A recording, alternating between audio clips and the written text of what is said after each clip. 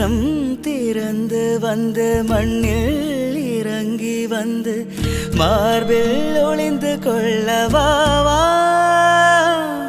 மார்பில் ஒளிந்து கொண்டால் மாறன்